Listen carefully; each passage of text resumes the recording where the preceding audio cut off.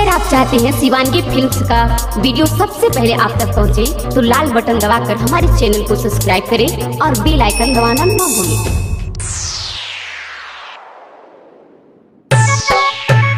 आप सुन रहे हैं युवा स्टार अखिलेश लाल यादव को।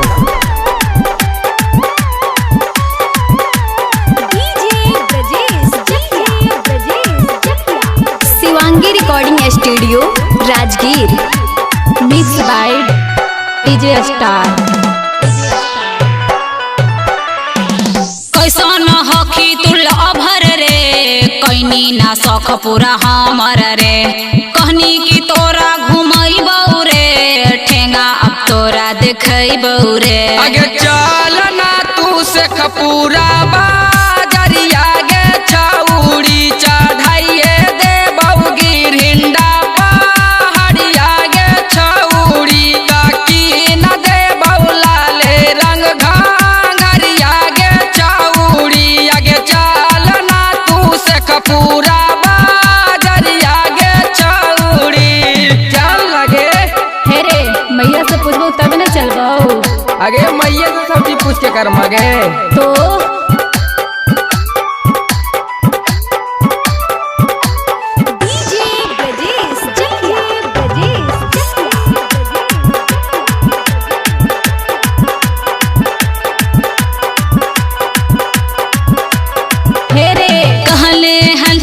झुमका नथिया देबौ काना बाली रे। आज तकले नहीं रे छौड़ा देही होठ लाली रे। हे रे बोले नानी होठ लाली देबो, आज ले कुछ जाने ही हो बोल। आगे चल नाचे वाला गे छौड़ी ले देबौ होठ लाली गे।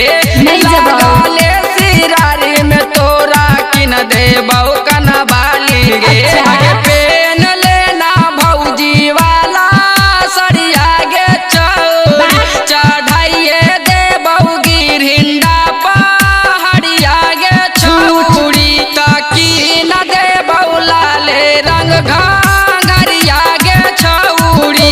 आगे चल ना तू से कपूरा बाजरिया गे छौड़ी।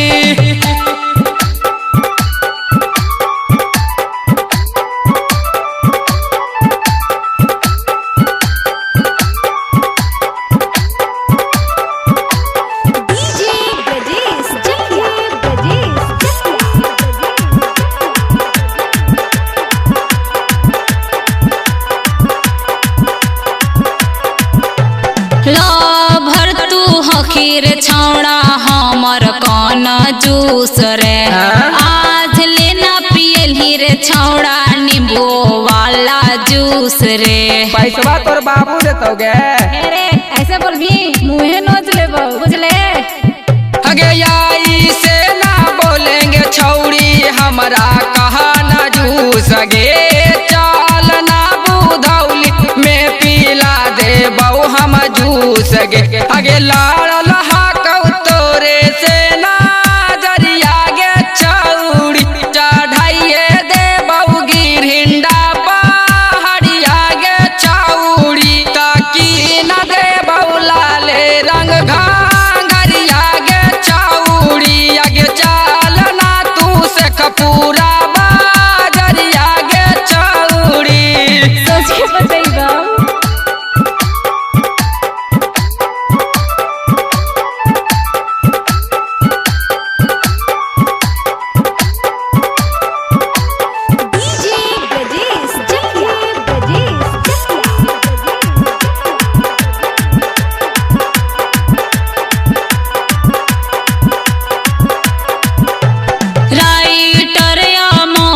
कैसे करियो विश्वास रे। आज लेना अखिलेश वो मोर पूरल कई कुछ आस रे। अरे हाँ रे पूरल कई कुछ आस रे। आगे या समीर तिरानी हमसे करी है फोन पे बात गे। सेरिट से भेज देबौ हम तोर मनामा के यास गे। आगे दरियापुर भादस में नाठा हरिया गे छौड़ी चढ़ाइए दे